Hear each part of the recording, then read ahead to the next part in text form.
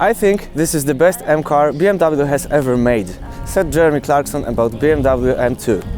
So let's say you're BMW. You hear this, and what do? You take this car, you add some extra horsepower, you make the suspension stiffer, you add some fancy aero kit, and you come up with this BMW M2 Competition.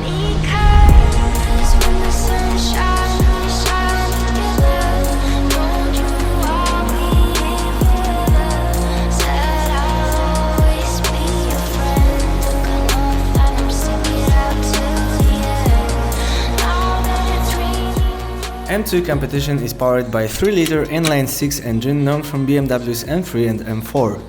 In this car, it generates 410 horsepower and 550 Nm of torque. All of this power is being transferred to the rear wheels only by 7-speed dual-clutch automatic transmission, allowing the car to reach first 100 km/h in just 4.2 seconds.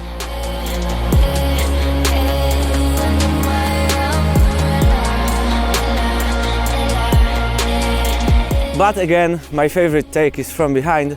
So in this case, it means the custom Miltec exhaust system. So we expect it to sound like a hungry dinosaur. To jest najgłupsze, co robiliśmy póki co. Okay, it's pretty cold, so enough talking and let's take it for a spin.